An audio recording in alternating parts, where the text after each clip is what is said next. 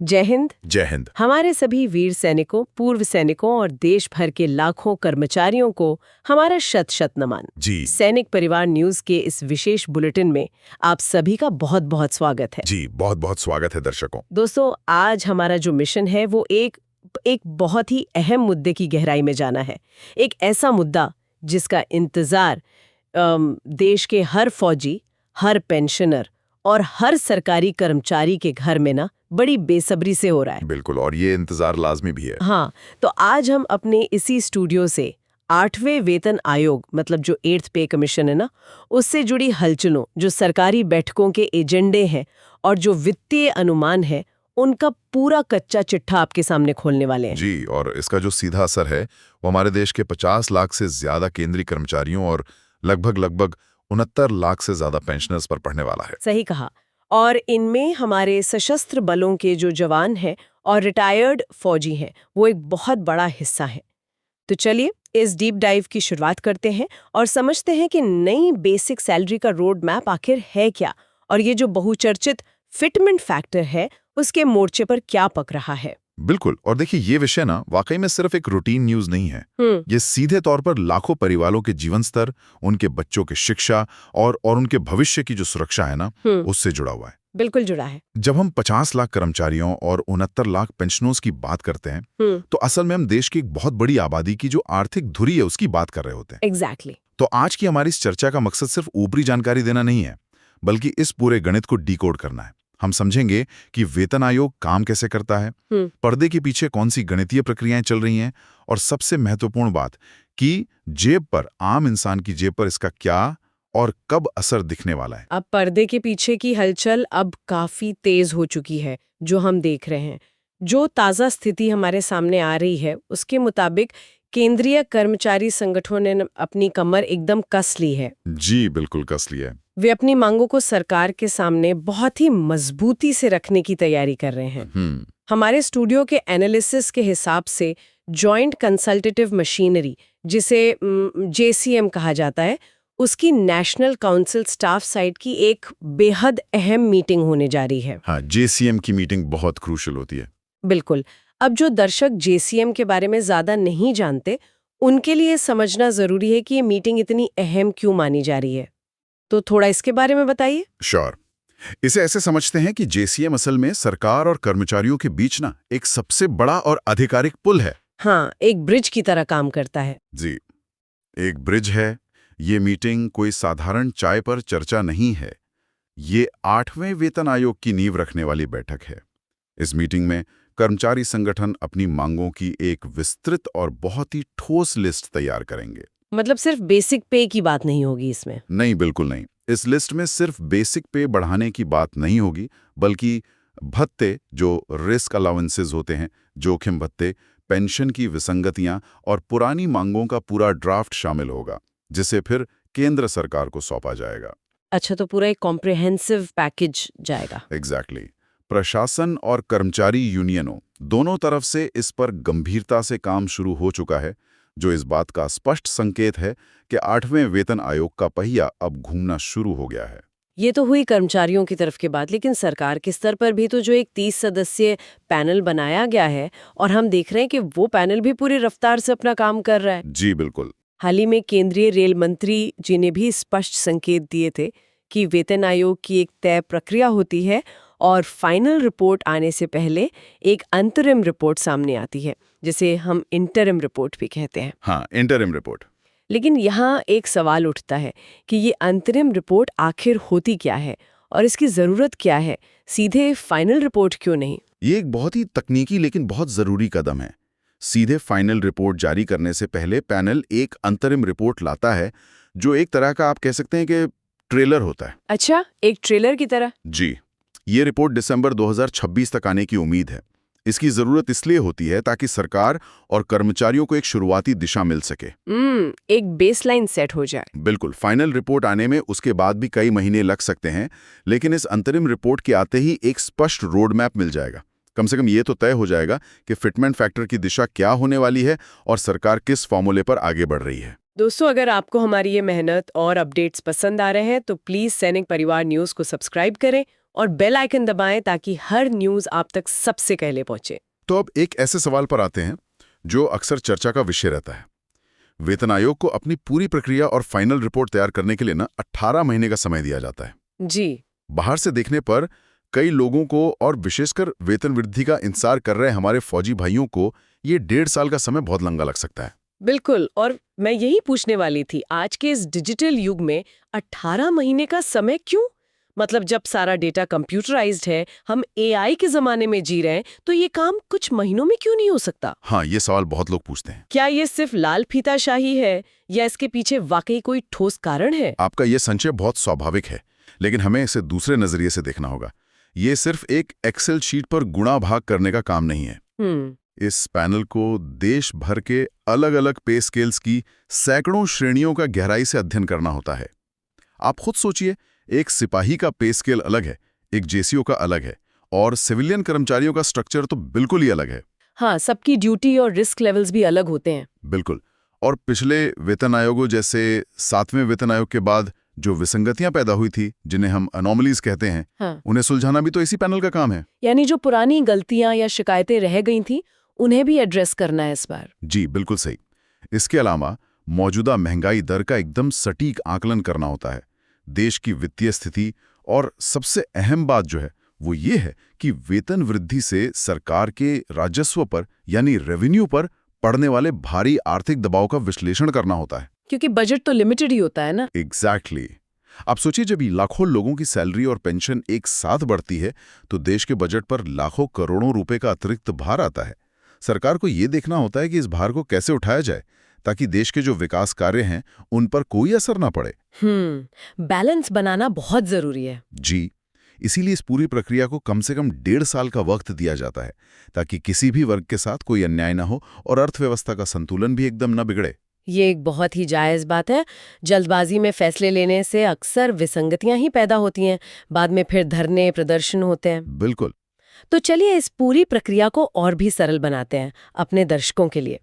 हमारे एनालिसिस के मुताबिक 8वें वेतन आयोग से जुड़े 5 प्रमुख फैक्टर्स हैं जिन पर हर कर्मचारी और पेंशनर की नजर होनी चाहिए। जी, 5 मेन पिलर्स कह सकते हैं आप इन्हें। हाँ, ये पांचों फैक्टर्स इस पूरे वेतन आयोग की रीढ़ की हड्डियां हैं।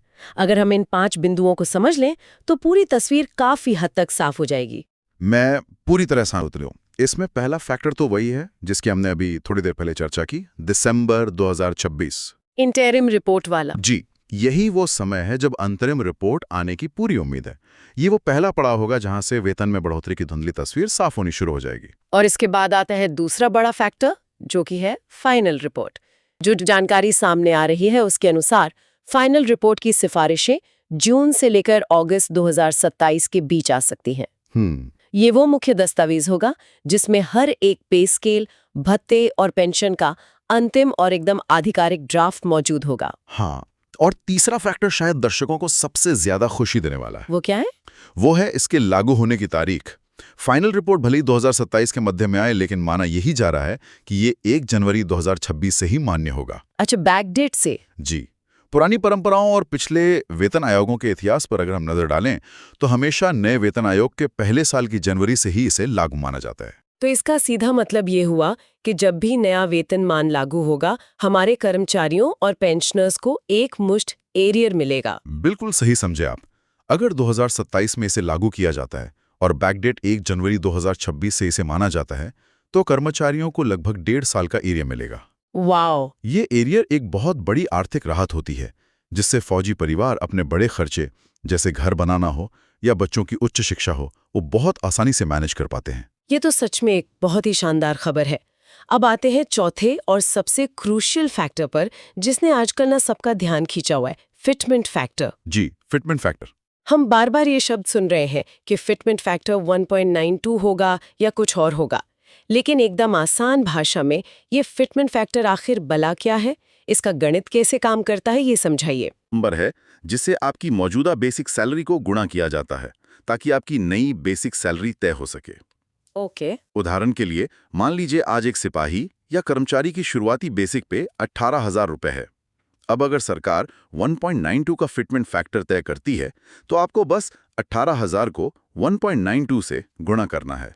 तो अगर हम इसे कैलकुलेट करें यानी 18,000 गुना 1.92, ये लगभग 34,560 रुपए के आसपास बैठेगा। एकदम सटीक। आपकी नई न्यूनतम बेसिक सैलरी सीधे 34,560 रुपए हो जाएगी। तो अभी तक जो तमाम आर्थिक विश्लेषण सामने आ रहे हैं, उनके मुताबिक फिटमेंट फैक्टर 1.92 के आसपास रहने की सबसे अधिक संभावना है। इसी नंबर की चर्चा सबसे ज्यादा है। जी, जानकारों का मानना है कि देश की मौजूदा वित्तीय स्थिति, जो महंगाई के आंकड़े हैं और सरकार के बजट को देखते हुए 1.92 का आंकड़ा ही सबसे ज्यादा व्यावहारिक है। यह उदाहरण बहुत ही स्पष्ट था। मुझे लगता है दर्शकों को गणित समझ आ गया होगा। अब पांचवें और आखिरी प्रमुख फैक्टर की बात करते हैं, जो है महंगाई भत्ते यानी डीए का विलय। DA merger. हाँ, डीए मर्जर। अभी हम देख रहे हैं कि महंगाई भत्ता 50% का आंकड़ा पार कर चुका है और आगे 60% तक पहुंचने की ओर है। तो 8वें वेतन आयोग में इस बढ़ी हुई डीए का क्या होगा? क्या ये शून्य हो जाएगा? यह एक बहुत ही शानदार गणितीय प्रक्रिया है। जब भी नया वेतन आयोग लागू होता है तो पुरानी व्यवस्था को एक नए सिरे से शुरू किया जाता है। इसका मतलब है कि मौजूदा महंगाई भत्ते को बेसिक सैलरी में मर्ज कर दिया जाता है। मान लीजिए कि नया आयोग लागू होने तक डीए 60% हो गया है, तो इस 60% को शून्य कर दिया जाएगा। लेकिन घबराने की कोई बात नहीं है, इसका पैसा कहीं नहीं जाएगा। यही सबसे बड़ा डर होता है लोगों का। बिल्कुल, लेकिन उस 60% की जो वित्तीय वैल्यू है, उसे पुरानी बेसिक सैलरी में जोड़ दिया जाएगा। फिर जो नई रकम बनेगी, उस पर फिटमेंट फैक्टर लगाकर आपका नया वेतनमान तय होगा। अच्छा, मतलब बेस बड़ा हो जाएगा। जी, इससे कर्मचारियों को मिलने वाले कुल वेतन में एक बहुत ही ठोस और सम्मानजनक बढ़ोतरी सुनिश्चित होती है। ये जानकर लाखों दर्शकों को बड़ी राहत मिलेगी कि डीए 0 होने का मतलब नुकसान नहीं है, बल्कि आपके बेस का बड़ा होना है। बिल्कुल। अब इन 5 फैक्टर्स से आगे बढ़ते हैं। इस बार एक और चीज जो बहुत अलग और सराहनीय देखने को मिल रही है, वो है पूरी प्रक्रिया में पारदर्शिता और समावेशी रवैया। ट्रांसपेरेंसी बहुत है इस बार। हाँ, इस बार फैसले न सिर्फ बंद कमरों में नहीं हो रहे हैं, सरकार ने सीधे तौर पर कर्मचारियों से सुझाव मांगने का फैसला किया है। ये शायद इस बार के वेतन आयोग की सबसे बेहतरीन पहल मानी जा रही है। सरकार ने बाकायदा 18 सवालों की एक विस्तृत प्रश्नावली यानी क्वेश्चनेयर तैयार किया है। जी, यह वेतन आयोग की वेबसाइट पर उपलब्ध है। इसमें बहुत ही जमीनी सवाल पूछे गए हैं, जैसे कि भत्तों का ढांचा कैसा होना चाहिए या फिर मौजूदा पे मैट्रिक्स में क्या कमियां हैं। तो क्या इसका मतलब ये है कि देश के किसी भी कोने में, मान लीजिए बॉर्डर पर तैनात एक जवान है या रिटायर हो चुका एक पेंशनर है, वो भी सीधे अपने सुझाव दे सकता है? जी हाँ, बिल्कुल। कोई भी कर्मचारी या पेंशनर उस वेबसाइट पर जाकर इन 18 सवालों के जवाब दे सकता है और सीधे अपने सुझाव आयोग तक पहुंचा सकता है। ये तो बहुत अच्छी बात है। और सबसे अहम बात यह है कि यह पूरी प्रक्रिया गोपनीय रखी गई है, कॉन्फिडेंशियल है, ताकि लोग बिना किसी झिझक के अपनी सच्ची राय दे सकें। जब आम कर्मचारी अपनी जमीनी हकीकत खुद बताएगा, तो जाहिर है जो फाइनल रिपोर्ट बनेगी वो ज्यादा यथार्थवादी और फायदेमंद होगी। ये सच में एक इंक्लूसिव प्रक्रिया है, लेकिन जहाँ समावेश है, जहाँ इतने सारे लोग हैं, वहाँ अलग अलग राय भी तो होगी। स्वाभाविक है। और इसी वजह से एक बहुत बड़ी बहस खड़ी हो गई है, उम्मीदें बनाम वास्तविकता की। यह बहस फिर से उसी फिटमेंट फैक्टर को लेकर है। एक तरफ हम 1.92 की बात कर रहे हैं, लेकिन कर्मचारी संगठनों की मांगे तो बहुत बड़ी हैं। उनका कहना है कि फिटमेंट फैक्टर 2 से ऊपर होना चाहिए और कुछ का तो दावा है कि इसे 5.25 के आसपास होना चाहिए। क्या ये मांग आपको व्यवहारिक लगती है? देखिए, यहीं पर हमें भावनाओं से परे जाकर एक निष्पक्ष आर्थिक विश्लेषण करने की जरूरत है। अगर हम कर्मचारी संगठनों के नजरिए से देखें तो उनकी मांग अपनी जगह गलत नहीं है। बिल्कुल, महंगाई तो बढ़ी है। जी, पिछले कुछ सालों में महंगाई तेजी से बढ़ी है। शिक्षा और स्वास्थ्य के जो खर्च है वो लगभग 2 गुने हो गए हैं।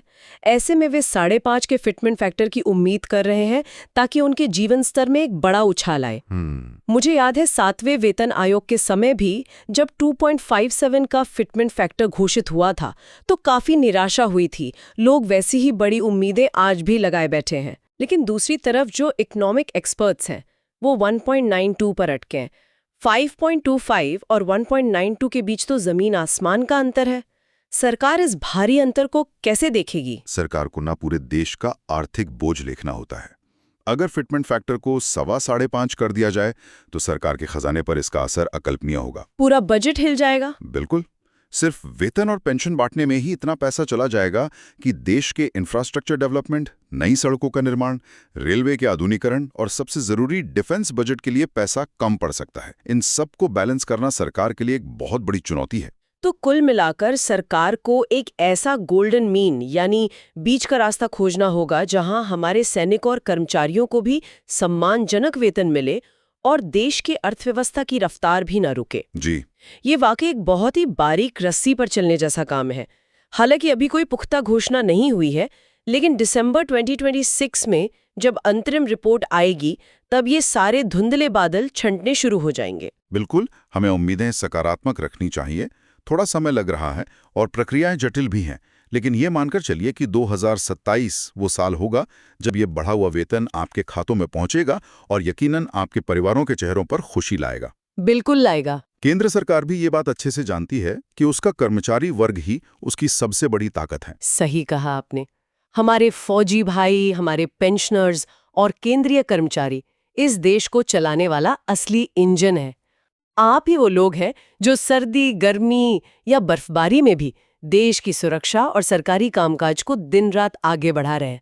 सरकार अपने सबसे महत्वपूर्ण इंजन को कभी निराश नहीं करेगी। जी बिल्कुल। दोस्तों, आज की इस विस्तृत चर्चा को हम यहीं समेटते हैं, लेकिन जाने से पहले हम आपको एक विचारणीय प्रश्न के साथ छोड़ना चाहते हैं। वो क्या है? जरा सोचिए, जब ये नया 8वां वेतन आयोग लागू होगा और देश के 50 लाख कर्मचारियों और 69 लाख पेंशनर्स के बैंक खातों में बढ़ी हुई सैलरी और एरियर का पैसा एक साथ आएगा, तो उनकी क्रय शक्ति यानी परचेजिंग पावर अचानक से बढ़ जाएगी। बहुत बड़ा अमाउंट मार्केट में आएगा। बिल्कुल। इसका हमारे देश की पूरी अर्थव्यवस्था और आपके आसपास के जो स्थानीय बाजार हैं उन पर कितना बड़ा असर पड़ेगा। जब फौजी परिवारों की जेब में ज्यादा पैसा होगा तो बाजार में डिमांड बढ़ेगी, नई गाड़ियां खरीदी जाएंगी, मकान बनेंगे और इसका फायदा घूम फिरकर पूरे देश की अर्थव्यवस्था को ही होगा। जी, इस बड़े आर्थिक चक्र के बारे में जरूर विचार कीजिएगा। बहुत ही शानदार पहलू है ये। वेतन वृद्धि सिर्फ एक परिवार को नहीं बल्कि पूरे बाजार को चलाती है। हमारे साथ इस डीप डाइव में जुड़ने के लिए आपका बहुत बहुत धन्यवाद। हम आपके और आपके परिवार के उज्जवल भविष्य की कामना करते हैं। ऐसे ही सटीक विश्लेषण के लिए सैनिक परिवार न्यूज के साथ बने रहें। जय हिंद, जय भारत। जय हिंद, जय भारत।